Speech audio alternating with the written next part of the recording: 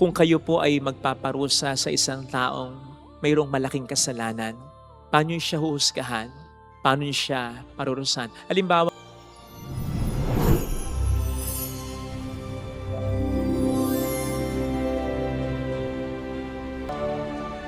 sumayin niyo ang Panginoon. At sumaiyo rin. Ang mabuting balita po ng Panginoon ayon kay San Mateo. Papuri sa iyo, Panginoon. Nang makababa si Jesus mula sa bundok, sinundan siya ng napakaraming tao.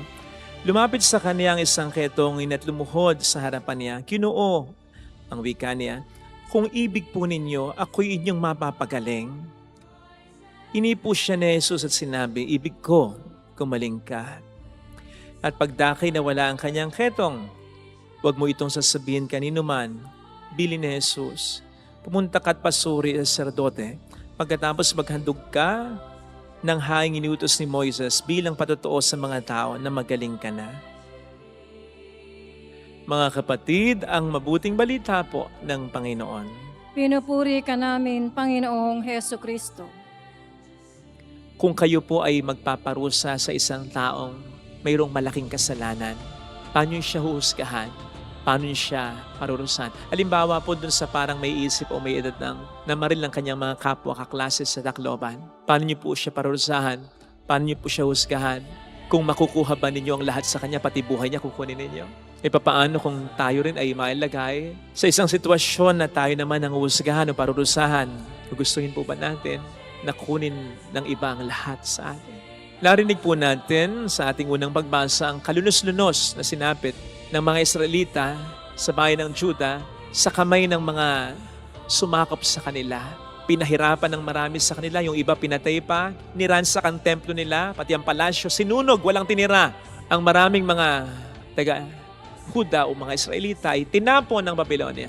Bahagi po ito kasi ng parusa ng Diyos na ibinigay sa kanila dahil sa kanilang dekada-dekada ng pagkakasala, idolatry, social injustice, unfaithfulness to God, to His covenant. Galitin na po natin ang lahat, wag lang ang Diyos.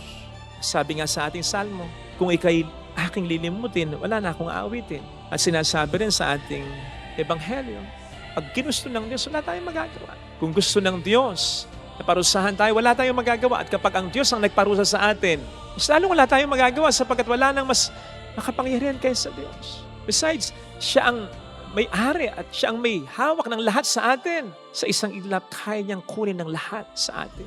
And so you can just imagine kung ano yung pakiramdam noon ng mga Israelita habang ito'y mga nangyayari sa kanila.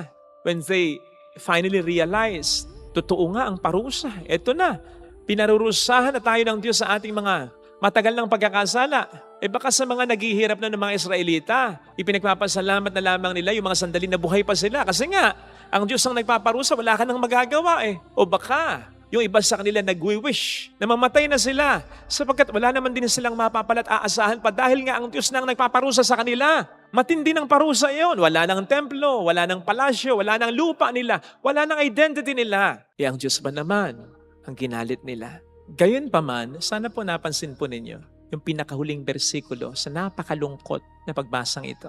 Sabi dito, iniwan pa rin ng mga Babylonians na mga sumakop sa Juda ang ilang mga mahihirap na mamayan ng Juda upang magbungkal ng lupa at mag-alaga ng ubasan. Sa unang dinig, parang wala lang ito. Parang insignificant ito. Bakit? May tinira nga, ilan lang, kaunti lang, mahihirap pa. At tagabungkal na lang ng lupa at tagapag-alaga ng ubasan. Pero alam po ba ninyo, ito ay nasa plano ng Diyos. Yes. Sapagkat later on, itong mga remnants na ito, ang siyang magpe-preserve ng kanilang tradisyon na magiging simula later on ng bagong henerasyon at magiging daan ng restoration ng kanilang bayan at relihiyon. And it's really part of God's plan to intentionally preserve His covenant sa kanyang piniling bayan. So makikita po natin dito na kahit gaano ka-harsh ang pagkaparusa ng Diyos, hindi siya naguubos. Hindi niya inuubos ang lahat sa tao. May tinitira siya kahit papaano para makabangon at makabawi, makapagbago ito. Gaano man siya sinaktan nito, gaano man siya ginalit nito, hindi pa rin nawawala ang kanyang awa sa tao. Ang tanong, ganun din po ba tayo? Gaano man tayo ginalit ng isang tao? Gaano man tayo sinaktan ng isang tao? may natitira ba naman ding awa sa atin kahit paano? Naku ay, meron sigurong magsasabi din sa inyo, Father, ganito ang ginawa niya sa akin, ganito ang ginawa niya, wala siyang awa. Bakit ko siya kakaawaan? Matanong ko rin po kayo, ano bang sabi ng ating Panginoon sa atin? Sinabi ba niyang maawa tayo tulad ng kapwa natin? Hindi. Kasi po pwedeng wala talagang awa ang kapwa natin. Pero ang sabi niya, maging maawain kayo, maging mahabagin kayo tulad ko, tulad ng aking ama o ng inyong amang nasa langit. Besides, nagtagumpay na ang dyablo sa kanya. Sa sino mang gumawa sa atin ng masama, hahayaan ba natin magtagumpay ang dyablo sa atin? Kaya nga, siya ginamit ng dyablo pag gumawa ng masama sa atin o sa kapwa natin para magalit tayo at para gumawa din tayo ng masama So kung yun ay gagantihan din natin ng isa pang masama, edi nagtagumpay ang dyablo sa kanyang pinakalayunin kung bakit niya in the first place ginamit yung tao. At isa pa, gugustuhin pa rin po ba natin na husgahan din tayo ng ating Panginoon balang araw? Katulad ng panghusga na ginagawa natin sa kapwa natin? Hindi na pinag-uusapan, mas masama ba yung ginagawa niya kaya sa atin? Ang pinag-uusapan dito yung paraan ng ating panghusga sa Kanya. Sapagkat ang sabi ng Panginoon natin sa atin, kung ano man ang takalan na ginagamit natin sa iba, yun din ang gagamitin niyang takalan sa atin.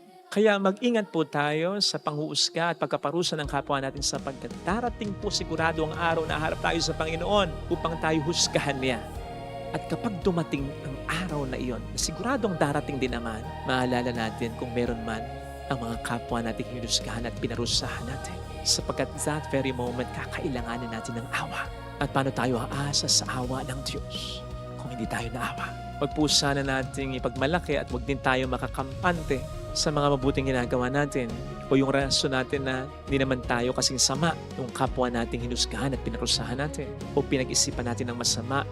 Sana'y magganito ka, matay ka na, hindi tayo makakampante kahit sa tingin natin tayo mabuti.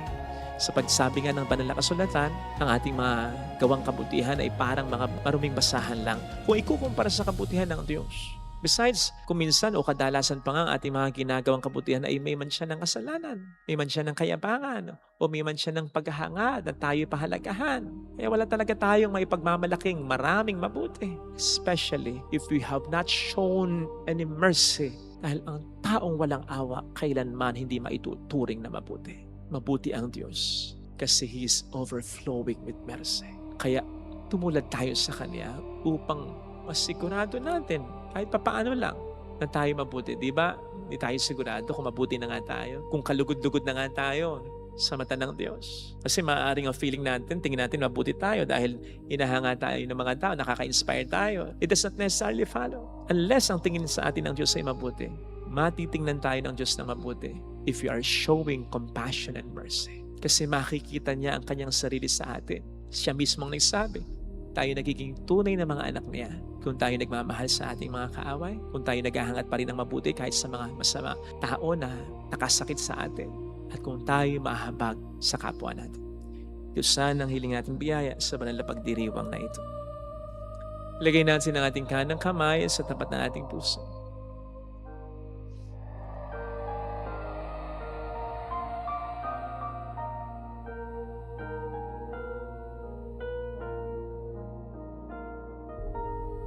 Alam kong may magagawa ang Diyos.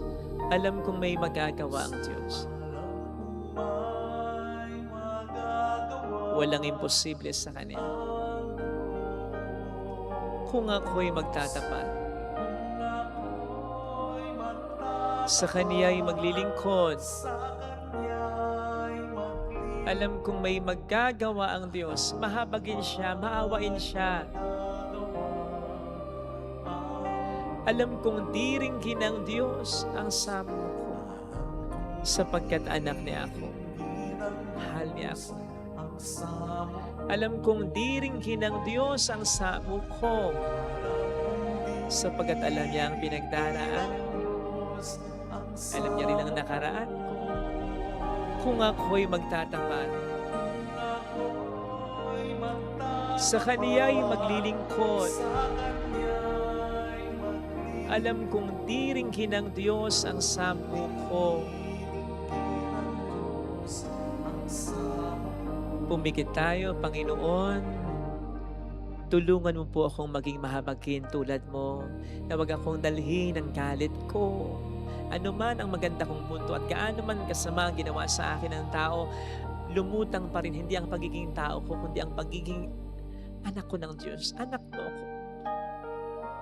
Maaaring sa pagiging tao ko, hindi ko kayang magpatawad, pero kung maniniwala akong mahal mo ko, ikaw ang katarungan, ikaw ang siyang aking masasandalan at maaasahan, kaya kong magpatawad, kaya kong mahabag. Tulungan mo ako, Panginoon. Hallelujah! Purihin ng Diyos. Hallelujah! Pasalamatan siya. Siya ay muling babalik sa atin. Hindi niya tayo iiwan, hindi niya tayo pababayaan. Paniwalaan natin yan. Hallelujah! Purihin ng Diyos. Hallelujah! Sa takdang panahon, babalik ang Panginoon upang tayo ay kunin. Tapat siya sa kaniyang mga pangako sa atin. Sabihin mo sa sarili mo, mayroong magandang mangyayari sa iyo. Higit pa sa inaasahan mo dahil mahal ka ng Diyos. Panghawakan mo, pakatandaan mo, paniwalaan mo. Pero dapat ka rin magmahal sa kapwa mo at bahagi ng pagmamahal na ito ay ang at least maghangad tayo ng mabuti sa iba. Kahit na mga nakagawa sa atin ng masama, huwag gaganti. Magdisiplina kung kinakailangan, magparusa kung kinakailangan, pero yung tama lang. Huwag nating pabayaan na maghari ang kasamaan kahit na sa atin kalooban. Papuri sa Ama at sa Anak sa Espiritu Santo. Kapara lang sa unang-una, ngayon at magpakailanman, magpasawalang hanggan. Amen. Thank you for watching. Please like, share, and subscribe.